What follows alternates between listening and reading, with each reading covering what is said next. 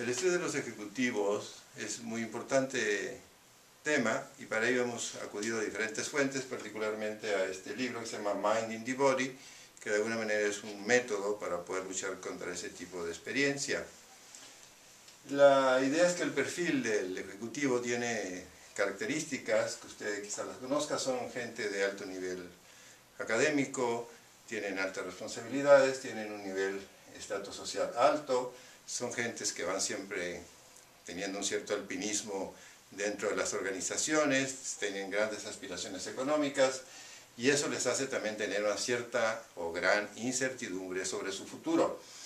Ellos tienen que tener una alta disponibilidad, como si fueran médicos, permanentemente se les llama por teléfono, a veces a deshoras, o tienen que trabajar en diferentes países, y esto hace que de alguna manera ellos estén permanentemente conectados con el teléfono, con el BlackBerry, y de alguna manera no se respeta la naturaleza al momento del sueño, al momento en que la gente tiene que comer.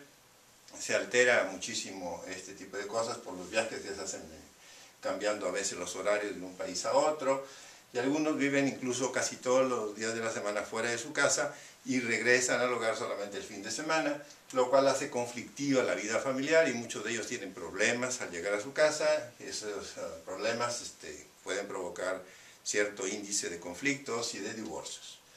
Esta inestabilidad que sufren los altos ejecutivos a todos niveles, a nivel de trabajo, con la sociedad, ¿verdad? Las crisis del mercado que de pronto los amenazan con despedirlos, etcétera, empiezan a provocar una cantidad importantísima de ansiedad y en ellos es muy importante muchas cosas que para otros no son, como es la apariencia física, la presencia social, la vestimenta, esta presión enorme que se tiene por el estatus y por aparecer como muy importantes.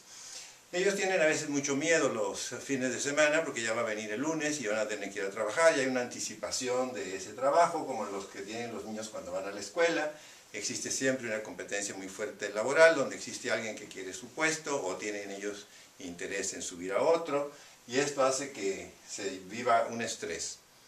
¿Esa condición de ansiedad es buena o es mala? Usted recuerde que la angustia hay dos tipos de ella, la angustia existencial, que es aquella creada por la misma situación de nuestra vida, de tener que superar las enfermedades, la crianza, el crecimiento propio, etc. Y es anormal cuando ya se nos sale de control ese tipo de ansiedad. ¿Qué es el estrés? Tendríamos que preguntarnos, ¿no? Y es una reacción psicológica y fisiológica ante las demandas del ambiente que en algún momento ya no podemos controlar, nos sobrepasan, ¿verdad? Y entonces tenemos una incompetencia para que nuestra capacidad de lucha pueda tenerlas bajo control. En esas condiciones decimos que una persona está con estrés. Los estresores pueden ser agudos, que un solo evento nos provoque cierta condición, por ejemplo si uno va a dar una conferencia o si alguien tiene que enfrentar un cierto negocio, etc. O también puede ser crónico, que permanentemente exista una presión laboral con el jefe, con la actividad propia que nos lleva de un sitio a otro, los aviones, etc., ¿no? A esto lo llamamos los estresores, ¿no? Que son situaciones, ¿verdad? Que son las que disparan ese tipo de ansiedad y que generalmente a veces no tenemos control sobre ellas. Los síntomas del estrés son generalmente físicos y son psicológicos y alteran también, por supuesto, el pensamiento y la actividad social de estas personas. A esto no hablo solamente de los hombres, sino también de muchas mujeres que hoy día son ejecutivas y que tienen que compartir este tipo de actividad. Los síntomas físicos y conductuales los puede usted ver en esta diapositiva, ¿verdad? Pues son dificultades para respirar, la tensión muscular, los mareos, las colitis, las gastritis, la pérdida del interés, la fatiga, la enorme necesidad de permanecer sin poderse mover durante el fin de semana, no disfrutar de sus momentos de ocio. Y la actividad conductual pues es la pérdida del apetito, ¿verdad? Las dificultades a veces para dormir, o dormir de una manera fraccionada, la tendencia que hay a los accidentes y desgraciadamente el muy común utilización de drogas, alcohol o tabaco para poder controlar la ansiedad. Se empiezan a exceder en las comidas, se empiezan a exceder en la bebida, etc. Entre los síntomas emocionales pues vamos a ver gente que llega cansada, que no quiere conversar, que está irritable, que está enojada consigo mismo, que se quieren aislar, que están depresivos, que no pueden pensar correctamente cuando están fuera de ese tipo de condiciones. Vamos a ver que están tensos, que tienen actitudes negativas. Y a nivel del pensamiento, Lo grave de esto es la anticipación, siempre están esperando el nuevo evento que les va a provocar ansiedad, el próximo viaje, la próxima junta, la próxima presentación ante otro grupo de ejecutivos que van a criticarlos, las dificultades de la memoria, la ansiedad permanente que esta gente vive, ¿no? Los síntomas sociales, hay gentes que se aíslan profundamente de la gente, no quieren ver a otros, y a veces no, a veces andan buscando el contacto con otras personas, lo cual a veces es difícil porque están irritables. Otra de las consecuencias del estrés es que en este estudio de Cochrane que hizo en 2007, veía que entre los trabajadores era muy frecuente que el estrés bajaba enormemente la eficiencia en el trabajo y la salud de estas personas.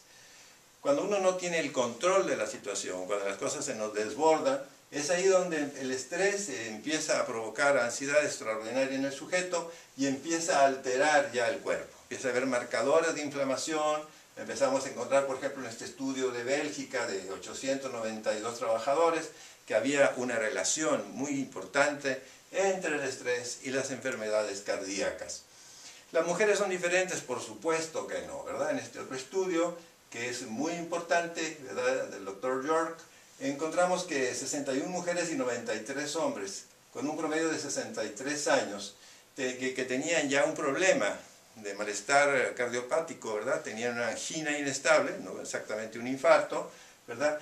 Que en ellos los riesgos subían más de un 30%, tanto en hombres como en mujeres, lo que significa que no existe en realidad una diferencia significativa entre el estrés y las condiciones cardiológicas que pueden darse entre hombres y mujeres a nivel hemodinámico. Los problemas coronarios son muy comunes en este tipo de personas por la misma condición de faltar a la naturaleza, de no dormir bien, de comer mal, de tener exceso de alcohol, enorme presencia de estrés.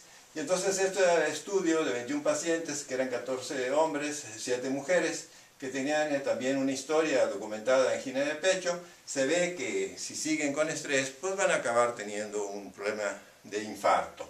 El insomnio es importantísimo, ya sabemos que la gente que tiene insomnio empieza a tener altos niveles de cortisol, lo cual va a traer mayor pulsación cardíaca, va a tener mayor aumento de su metabolismo, más alta la temperatura, etc., lo cual va a decirnos que el sistema inmunológico va a empezar a ser vulnerable a muchas enfermedades. Esta prolongada, digamos, dificultad para dormir, que la gente se acueste y no se pueda quedar dormida, que se llama problema de latencia del sueño, es muy común porque la gente se lleva los problemas a la cama y eso empieza a provocar una falta de eficiencia y los va a volver mucho más vulnerables a padecer depresión y, por supuesto, problemas cardiológicos. ¿Qué es estar en burnout? Lo llamamos quemado en español. Es un estado físico y emocional en el cual el sujeto ya se cansa, se fatiga, está al borde de tener una crisis nerviosa y ya no puede más con su vida, digamos, de este modo. Usted debe recordar que mucho del problema del estrés es que no se tiene la esperanza, se pierde la ilusión. Se dice, he trabajado y no termino de sacar adelante este tipo de compromisos, ven las barreras importantísimas que hay en su futuro, etc. Es un poco como los cuidadores de Alzheimer, que trabajan todo el tiempo y no ven los resultados. El sujeto sigue perdiendo su memoria, sigue en un deterioro permanente. Entonces estos altos ejecutivos se encuentran a veces en graves dificultades donde llegan en un punto en el que ya no pueden seguir avanzando en la pirámide empresarial, etc. y caen en depresión. Si usted quiere más información puede acudir a mi página www.drfidel.